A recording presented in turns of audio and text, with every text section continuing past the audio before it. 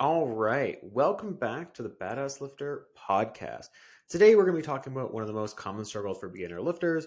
What happens when you have a bad workout? It doesn't go as well as you expected. Maybe the weights felt heavier, or you just didn't have that regular experience.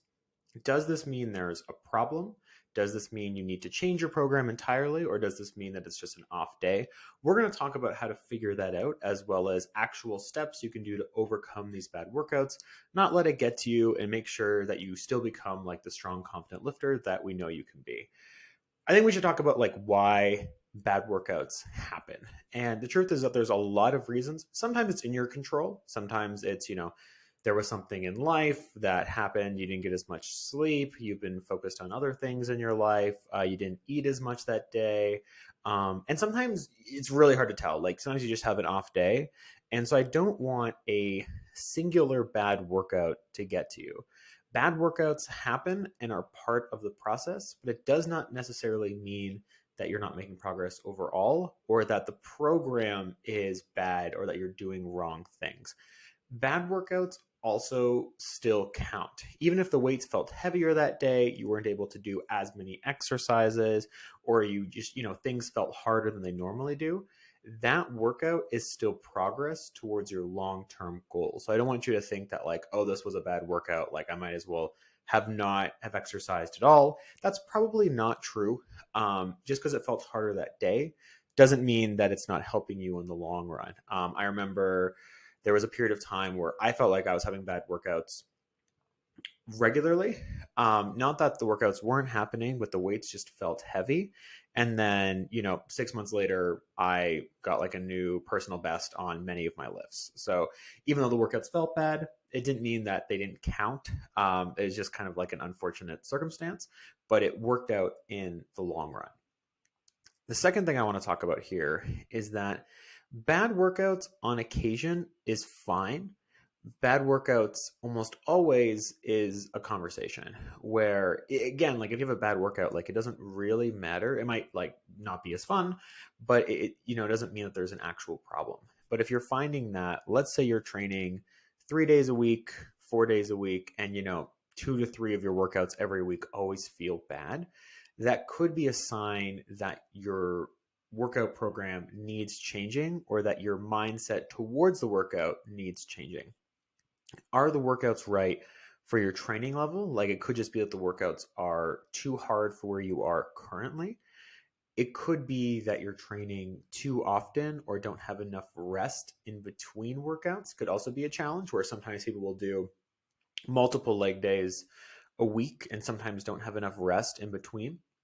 So it could just be like spacing out the workouts, or it could just be your mindset towards the workout where maybe you need everything to be perfect in the training. And if it isn't perfect, then it's seen as a bad workout, which is not really the mindset you want to have. Not every exercise needs to go really, really well. So I don't want you to think that like, oh, okay, my fifth exercise felt hard. This is a bad workout. Um, no one has truly perfect workouts, and I don't want you to think that like your workouts need to be perfect. So in that scenario, there might not actually be like a problem with the program itself, maybe just your approach to how you see the program going from there.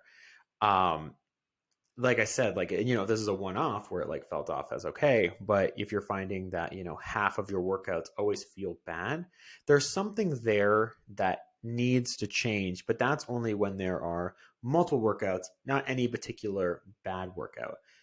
Let's talk about bouncing back and like staying motivated. So let's assume that you are having multiple bad workouts. Changing the workout plan, either how often you train or changing some of the exercises or making some modifications, those are going to be things that are worth discussing. I think as well, if you think it's a mindset issue, acknowledge the wins in the bad workouts, even small ones, getting done on time. The first exercise went really well, or the fourth exercise went really well. I was taking proper rests in between sets, like maybe stuff that we don't acknowledge in the macro, but stuff that does matter in the micro.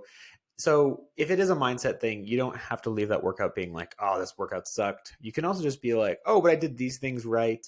I got the workout done still, which is still a win. All the work exercises were done. I got all the sets done. Like these things still matter. Even if you're finding that like the workout overall was bad, acknowledging those wins so you don't always see it in like, a black and white approach where like a workout is either good or a workout is bad. You can be a little bit in the middle as well. And acknowledging those wins helps the bad workouts to become less bad.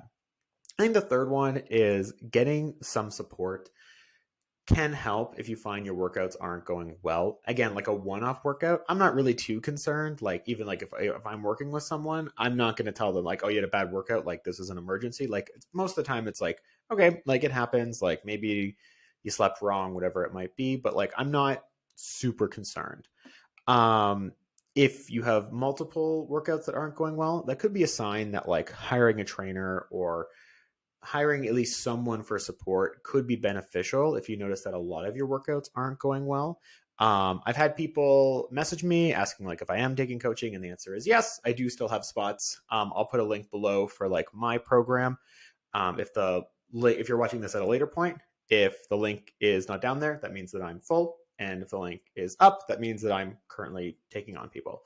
But having someone to help you understand why the workouts aren't going well can be beneficial, figuring out whether it's mindset, figuring out like, well, maybe we just need more rest days or make the exercises shorter or more quality over quantity, whatever the answer might be. Having someone to talk through it, work through whatever the issue might be, and then going from there can be beneficial. I hope this was helpful. I've seen a lot of times where bad workouts really hold people back, or they almost like overthink it, where they're like, this workout went poorly, I'm not doing well in my training program. Most of the time, that's not the case. So I don't want you to give yourself too hard of a time on your training experience. Like I said, one bad workout, it happens. We all have bad workouts. It's, nothing's perfect. And maybe you see your favorite fitness influencer online with all their perfect workouts and their perfect form and everything looks awesome. That's not real. They have bad workouts too. It's all part of the process. And your ability to push through bad workouts is going to help you become a strong, confident lifter in the long run. Thanks for listening. And I hope you enjoyed another episode of the Badass Lifter podcast.